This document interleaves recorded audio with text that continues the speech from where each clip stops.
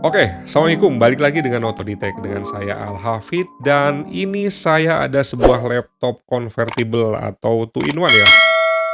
Laptop ini bisa digunakan dengan beberapa angle. Jadi bisa kayak laptop biasa, kemudian dibikin kayak tenda atau juga bisa rebahan dan ini cocok ya untuk presentasi ataupun bahan diskusi dengan teman-teman.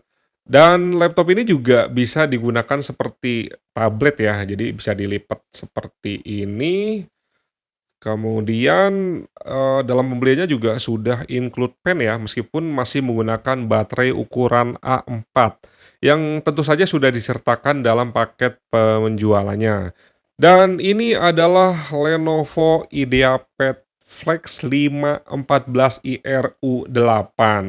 Laptop ini memiliki 3 pilihan warna, yang pertama Arctic Grey, kemudian Stone Blue, dan yang saya pegang ini adalah Abyss Blue.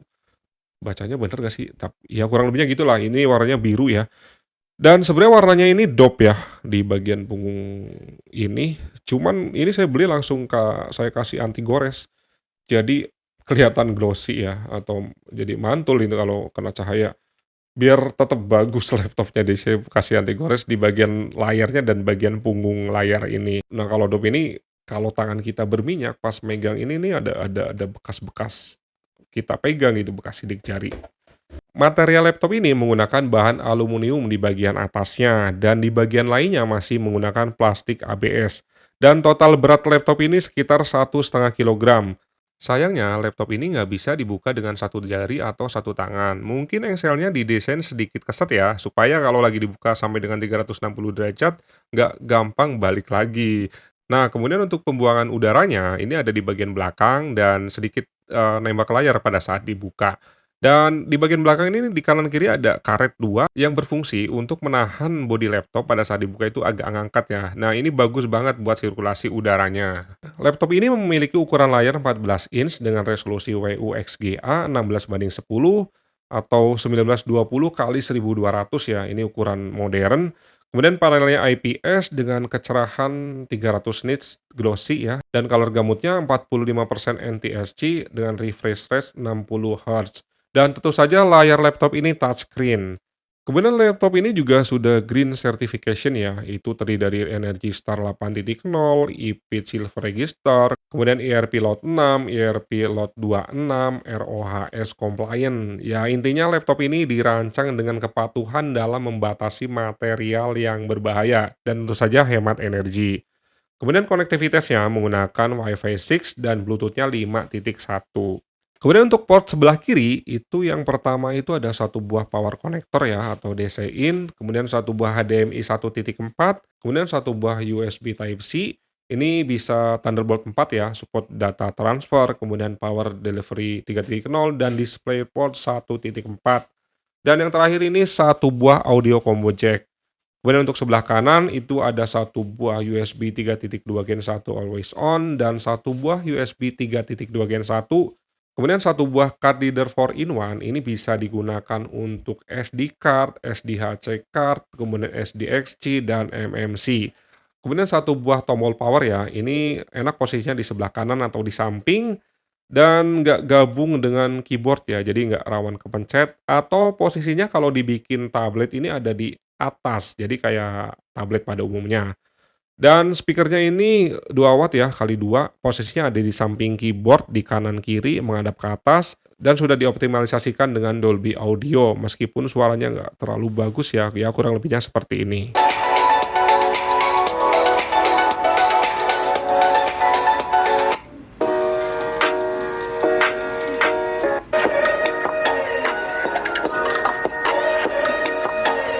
Kemudian mikrofonnya, ini dual mikrofon array with noise cancelling. Jadi kalau misalkan teman-teman menggunakan Zoom itu sudah meminimalisir noise-noise yang ada di sekitar kita. Dan kameranya ini sudah, yang terbaru ya, kameranya Full HD 1080p dengan privacy shutter, khas Lenovo dan fokusnya fixed focus. Kemudian kapasitas baterainya ini 52,5 watt-hour dan support rapid charge ya. Ini bisa dicas, selama 5 menit itu bisa digunakan sampai dengan 2 jam kurang lebihnya. Daya tahan baterainya menurut, Mobile Max dengan tingkat kecerahan 200 nit itu sanggup bertahan hingga 10 jam. Kemudian untuk lokal video playback ya 1080p dan tingkat kecerahannya 150 nits itu sampai dengan 14 jam. Kemudian untuk charger bawaannya tuh yang kayak gini ya, jadi yang biasa, nggak yang praktis gitu, dan ini dayanya 65 watt ya. Tapi teman-teman nggak usah khawatir karena colokan Type-C yang ada di sebelah kiri ini udah support power delivery, jadi bisa dicas menggunakan, charger apapun ya yang Type-C itu dengan daya minimal ya 65 watt. Kemudian untuk keyboardnya ini sudah backlit dengan 2 tingkat kecerahan dan touchpad-nya itu center ke spacebar, buttonless dan support precision touchpad dengan dimensi 75 kali 120 milimeter. Dan laptop ini juga sudah support biometric login ya atau menggunakan fingerprint ada di bagian palm rest sebelah kanan di bawah, apa sih namanya, tombol page up, page down lah. Kemudian masuk ke spesifikasi. Laptop ini menggunakan prosesor Intel Core i5 1335U 10 core 12 thread yang terdiri dari 2 P-core dan 8 E-core dengan maksimum boost clock P-core-nya di 4,6 GHz dan E-core-nya di 3,4 GHz. VGA-nya Intel Iris Xe Graphics dengan kapasitas storage-nya itu 512 GB, SSD ya, dengan kecepatan baca di sekitar 3569 MB per second dan kecepatan tulisnya di sekitar 2313 MB per second. Kemudian RAM-nya ini 16 GB solder ya LPDDR4 dengan speed 4266 MHz. Dan laptop ini sudah dibekali operating system Windows 11 Home plus Office Home and Student 2021. Dan seperti laptop Lenovo pada umumnya, laptop ini juga dilengkapi dengan aplikasi Lenovo Vantage yang sangat berguna untuk mengecek garansi, kemudian ngecek kesehatan baterai, update driver, dan lain-lain. Dan teman-teman bisa cek sendiri lah ya mengenai pembahasan Lenovo Vantage, karena kalau dibahas di video ini ya pasti jadi kelamaan. Kemudian untuk garansinya, laptop ini digaransi 2 tahun dengan EDP juga ya, Accidental Damage Protection, atau ya salah satu garansi yang menanggung kerusakan yang diakibatkan oleh pengguna, contohnya misalkan lagi ngopi nih kesiram cairan rusak, nah itu bisa diklaim garansinya. Kemudian untuk harganya ini saya dapat di 11.899.000. Kalau untuk harga memang tergantung tokonya ya, kadang ada yang lebih mahal dikit, kemudian dengan paket yang lebih lengkap dan lain sebagainya. Ya teman-teman silakan cari sendiri ya kalau mau dapat harga yang lebih murah. Menurut saya sih ini udah paling murah gitu, nanti saya sertakan di, kolom deskripsi ya link pembeliannya. Kemudian untuk performanya, mari kita uji yang pertama menggunakan Cinebench R15. Dalam pengujian R15, R20 dan R23 ini memang agak sedikit aneh ya, karena angkanya nggak stabil atau terpaut signifikan antara yang tertinggi dan terendah. Untuk R15 tertingginya di 1177 dan terendahnya di 936 untuk multicore-nya ya. Dan R20-nya itu di 3115 dan terendahnya itu di 2400. Dan R23-nya tertingginya itu di 7936 dan terendahnya di 6700. Kemudian untuk render image di Blender ya, ini yang biasa kita gunakan itu BMW. Ini CPU-nya ada di durasi 7 menit 50 detik dan GPU-nya di 7 menit 45 detik.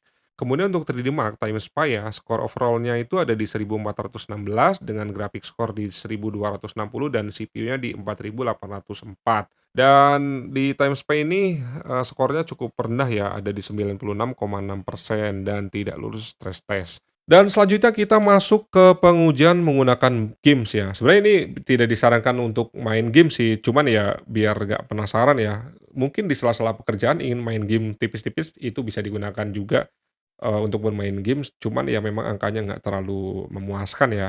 Dan, FPS-nya bisa teman-teman lihat sendiri di layar ya.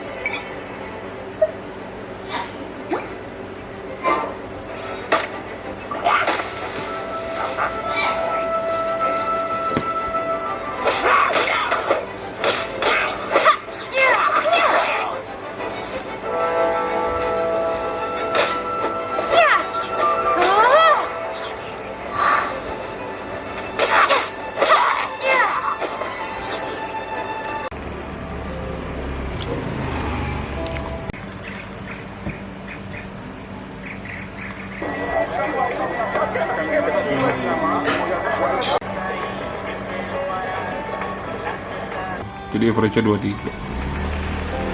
Parah sih kalau sampai nanti.